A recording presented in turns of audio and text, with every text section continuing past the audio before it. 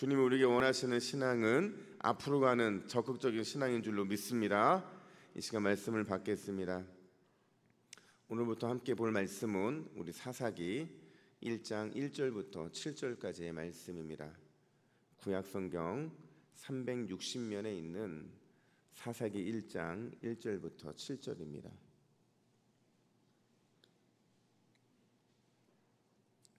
사사기 1장 1절부터 7절 대승의 이유라는 제목으로 오늘 말씀을 받겠습니다. 1절부터 7절까지 한 절씩 교독해 읽겠습니다. 여호수아가 죽은 후에 이스라엘 자손이 여호와께 여쭈어 이르되 우리 가운데 누가 먼저 올라가서 가나안 족속과 싸우리이까? 여호와께서 이르시되 유다가 올라갈지니라. 보라, 내가 이 땅을 그의 손에 넘겨 주었노라 하시니라. 유다가 그의 형제 시므온에게 이르되 내게 제비 뽑아 얻은 땅에 나와 함께 올라가서 가나안 족속과 싸우자. 그리하면 나도 내가 제비 뽑아 얻은 땅에 함께 가리라 하니 이에 시므온이 그와 함께 가니라. 유다가 올라가매 여호와께서 가나안 족속과 브리스 족속을 그들의 손에 넘겨 주시니 그들이 베색에서 10,000명을 죽이고 또 베색에서 아도니 베색을 만나 그와 싸워서 가나안 족속과 브리스 족속을 죽이니 아도니 베색이 도망하는지라. 그를 쫓아가서 잡아 그의 엄지 손가락과 엄지 발가락을 자르매 아도니 베색이 이르되 함께 있습니다. 아도니 베색이 이르되 옛적에 70명의 왕들이 그들의 엄지 손가락과 엄지 발가락을 잘리고 내 상 안에서 먹을 것을 줍더니 하나님이 내가 행한 대로 내게 갚으심이로다 하니라. 무리가 그를 끌고 예루살렘에 이르렀더니 그가 거기서 죽었더라. 아멘. 항상 정치에서 하는 말 중에 하나가 레임덕이라는 말이 있습니다. 이게 무슨 뜻이냐면 지도력의 공백 현상이잖아요. 근데 이게 원래 처음에 쓰였던 것은 18세기 런던의 증권 시장에서 먼저 시작됐다고 해요.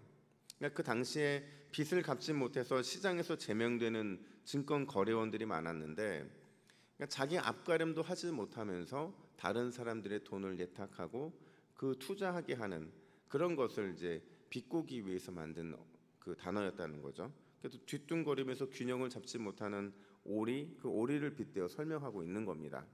근데 이 말이 19세기에 미국으로 들어와서 힘을 잃은 정치 지도력을 의미하는 말로 사용되기 시작했다는 거죠. 출애굽한 이후에 이스라엘 백성 안에서도요, 이 레임덕 현상들이 일어날 뻔한 현상들이 좀 있었습니다.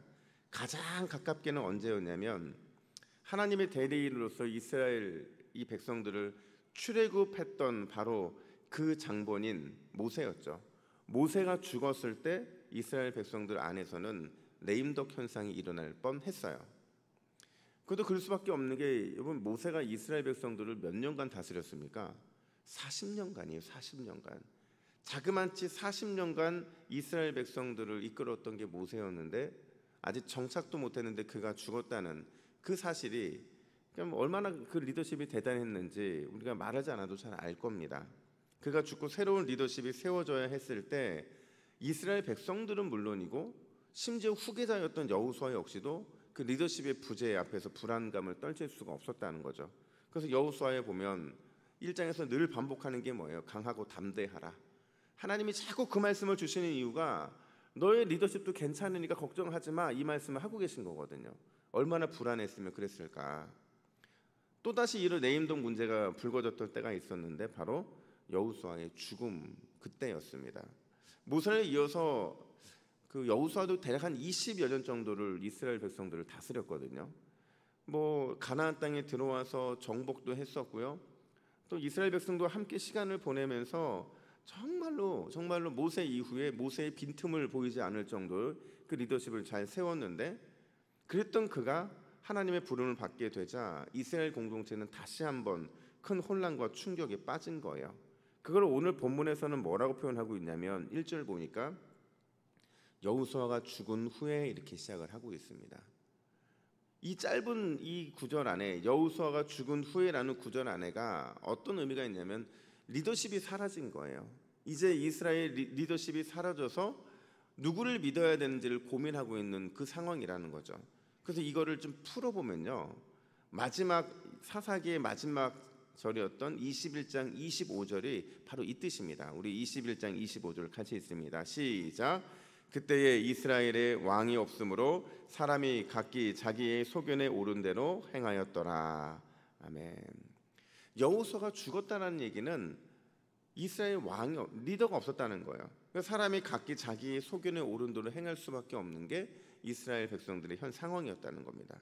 리더십의 붕괴로 인해서 결국 자기가 옳은 대로 행할 수밖에 없는 그 혼란이 찾아온 바로 이 레임덕 현상이 오늘 본문에서도 엿보이고 있다는 겁니다. 과연 이 위기를 어떻게 극복해야 될까요? 리더십이 사라진, 그러니까 영적인 리더가 없을 때, 공동체의 구심점이 사라졌을 때, 요즘 말로 말하자면 좋은 어른이 사라졌을 때, 뭔가를 지도하고 교훈할 수 있는 어른이 사라졌을 때, 그럼 우리는 이 위기를 어떻게 극복할 수 있느냐 하는 겁니다. 그런 의미에서 여러분 오늘 본문은요, 이 사사기 전체의 로드맵을 그리는 거랑 똑같아요. 이렇게 하면 너희가 살지만 이렇게 하자면 너희가 죽는다는 거예요. 사사 시대에 왕이 없는, 리더가 없는 부재 시대 이때에 이렇게 하면 살지만 이렇게 하지 않으면 너희가 죽을 수밖에 없다는 것을 청사진처럼 보여주고 있는 게 오늘 본문이라는 겁니다. 왜냐하면 리더십 부재의 위기를 어떻게 극복할 수 있는지에 대한 그 답을 오늘 본문에서 제공해 주기 때문에 그렇다는 거예요. 과연 어떻게 이 문제를 슬기롭고 또 지혜롭게 극복할 수 있을까? 첫 번째가 뭐냐면 주님께 엎드리는 겁니다. 주님께 엎드리는 거예요. 여러분, 엎드린다는 게 무슨 뜻이에요? 간절히 기도한다는 거거든요. 그러니까 인간의 입장에서는 항복하는 거예요. 완전한 하나님 앞에서 그분의 모든 것들을 신뢰하면서 완전히 엎드리는 거거든요. 그러니까 하나님께 묻고 전능하신 하나님이 하나님께 어떤 답을 주시든지 요구하고, 그게 바로 오늘 엎드린다는 표현인데 1절 하반절에서 이스라엘 백성들이 이렇게 행동을 합니다. 우리 같이 읽습니다. 시작. 여호와께 여쭈어 이르되 우리 가운데 누가 먼저 올라가서 가나안 족속과 싸우리이까. 아멘. 여호와께 여쭙다 이렇게 말을 해요. 여러분, 모세도 없어요. 여호수아도 없어요. 근데 모세도 없고 여호수아도 없는데 참 이스라엘 백성들이 변했어요. 여호와께 여쭈었다. 왜 이런 현상이 나타나냐면 두 영적인 리더들을 통해서 이스라엘 백성들이 배운 거예요. 가만히 보니까 지금 그들과 함께했던 60여 년 동안에 하나님께 늘 물었거든요. 그러니까 지금 이들이 또 묻고 있는 거예요. 이게 바로 선 보고 후 조치거든요. 세상은 우리들에게 선 조치하고 후 보고하라고 하거든요. 먼저 빨리 급한 대로 행하고 나중에 보고해도 충분하다 하지만 성경이 말하는 진리는 뭐냐면 선 보고예요. 하나님께 먼저 묻고 아무리 급해도 먼저 하나님께 물으면 우리의 급함이 하나님의 느긋함보다 못하다는 거예요. 아무리 우리가 급해서 빨리 움직여도, 아무리 상황이 어려워도 하나님의 뜻을 먼저 구하는 것, 그것이 우리의 우선순위라는 거죠. 그래야 우리 인생이 빠름이 아니라 발음을 구할 수 있는 인생이 된다라는 거예요. 그 결과가 오늘 본문에 즉각적으로 나타나는데요. 2절 말씀 보세요. 2절 같이 있습니다. 시작. 여호와께서 이르시되 유다가 올라갈지니라 보라 내가 이 땅을 그의 손에 넘겨 주었노라 하시니라. 아멘. 여러분, 누가 올라가겠습니까? 라고 물었을 때 하나님이 즉각적으로 응답 주시는 거예요. 유다가 올라간다. 네가 올라가야 된다. 많은 학자들이 왜 유다여야만 하는가라는 질문 앞에서 유다에게 주셨던 그 야곱의 축복도 있고요. 그러니까 유다는 올라갈 수밖에 없는 이유들이 있어요. 제가 나중에 유다 족속을 설명하면서 이 말씀을 드릴 텐데 오늘 이 2절 말씀에는 두 가지 결과가 등장을 하는데 첫 번째가 빠른 응답이었다는 거예요. 근데 여러분, 왜 빠른 응답이라고 말을 하냐면 이 1절과 2절 사이의 공백이 느껴지지 않을 만큼 하나님께서는 너무 즉각적으로 응답하시는 게 본문에서는 보이기 때문에 그렇다는 거예요. 여기서 한 가지 우리가 이해되는 게요. 원래 이스라엘의 정복 전쟁은 여호수아와 함께할 때까지는 함께 움직이는 전쟁이었어요. 그래서 여리고 성도 함께, 아이 성도 함께, 모든 성도를 함께 움직였는데 이제는 여호수아가 죽은 이후부터는요, 땅이 이미 분배가 됐기 때문에 각 지파별로 가서 그 원주민들을 내쫓고 거기에 하나님이 원하시는 그 새로운 사회, 새로운 하나님을 예배하는 그 팀을 만들 사명들을 받게 된 거거든요. 그런 상황에서 지금 첫 번째 하나님께 뜻을 구하고 있는 거예요. 그러니까 이 첫 번째 하나님의 뜻을 구하는 이 일을 통해서 이 첫 번째 대상자가 주님의 뜻에 맞춰서 올라가서 승리하면 나머지 지파들도 자신감도 얻고 용기도 얻고 승리하게 될 거라는 하나의 공식을 보여주는 거거든요. 그런 면에서 하나님의 뜻은 굉장히 빠르게 응답된 겁니다. 뿐만 아니라 두 번째 결과는 뭐냐면 이미 그 전쟁의 결말이 예고됐다는 거예요. 다시 2절 말씀을 보면 2절 끝에 이렇게 말합니다. 내가 이 땅을 그의 손에 넘겨주었노라. 넘겨주었다라는 이 말이요, 원문을 보면 과거 완료형이에요. 이미 넘겨줘서 끝난 문제라는 거죠. 벌써 넘겨주었다. 이미 승리하기로 결정되었다. 모든 게 끝났다는 거예요. 아직 싸우지도 않았는데, 아직 시작도 안 하는데 하나님은 승리를 약속하고 있는 거죠. 왜요? 먼저 하나님의 뜻을 물었잖아요. 그리고 하나님이 응답을 주셨잖아요. 이러면 무조건 우리는 싸우지도 않았지만 시작도 않았지만 이미 승리의 약속을 받고 있는 거라는 겁니다. 여러분, 먼저 물으면 반드시 그 결과는 선으로 인도하시겠다는 하나의 공식이 오늘 본문에 등장하고 있는 겁니다. 문제는 우리가 묻지 않기 때문에, 우리가 먼저 선 행동하고 나중에 그 보고를 하기 때문에 우리 인생에 실패가 있는 거고 우리 인생에 넘어짐이 있는 거라는 거예요. 여러분, 우리가 엎드려 기도할 때 반드시 그 응답은 빨리 주어지는 줄로 믿습니다.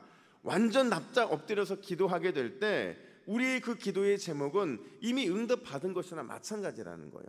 우리에게 이미 승리가 주어진 것이나 마찬가지라는 겁니다. 결국 기도는 우리 하나님의 백성들의 의무이면서 특권이고, 또 반드시 기도한 그 기도의 제목들은 축복으로 우리에게 다가올 줄로 믿습니다.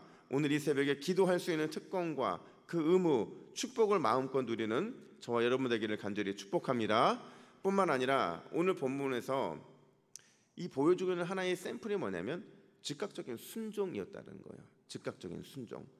하나님께로부터 유다 지파가 가야 된다는 명령이 딱 떨어졌을 때 그들이 보는 반응이 뭐냐면, 왜 하나님 저입니까? 저희가 올라가는 게 맞습니까? 라고 재차 묻지 않아요. 그리고 올라갈 수 없는 이유를 대는 것도 없고요. 그냥 망설임 없이 순종합니다. 물론 지금 함께 가자고 한 지파를 향해서 같이 가자, 이 시몬 지파에게 그 요구를 하는 건 맞거든요. 근데 이 전쟁이 그들이 두려워서 같이 가자는 게 아니에요.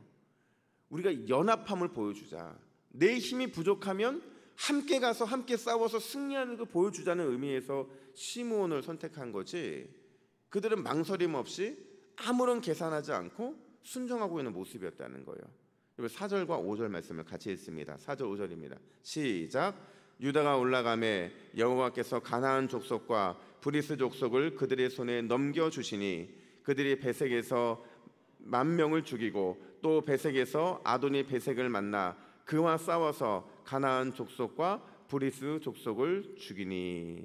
아멘. 여러분, 이게 한글 성경의 한계가 그거예요. 한글은 그리고라는 이 접속사를 그냥 숨겨요. 문장 속에 고로 연결하거든요. 근데 히브리 원문을 보면 아주 그리고, 그러니까 and가 반복해서 쓰이고 있습니다. 이건 뭐냐면 연속적인 사건의 나열이라고 제가 몇 번 설교 때 말씀을 드렸어요. 이게 어떤 의미예요? 이스라엘 백성들이 하나님의 명령에 얼마나 철두철미하게 순종하는지, 얼마나 즉각적으로 순종하는지, 얼마나 바로바로 순종하는지, 얼마나 지체 없이 순종하는지를 다 보여주고 있는 거라는 거예요. 그러니까 이런 거죠. 그리고 유다가 올라갔다. 그리고 여호와께서 가나안 족속과 브리스 족속을 그들의 손에 넘겨주셨다. 그리고 그들이 뱃속에서 10,000명을 죽였다. 이런 식으로 계속 그리고가 쓰이고 있는 거예요. 여러분, 그러나가 없어요. 주님께 그들은 완전히 즉각적인 순종을 하고 있는 모습을 보여주고 있다라는 겁니다.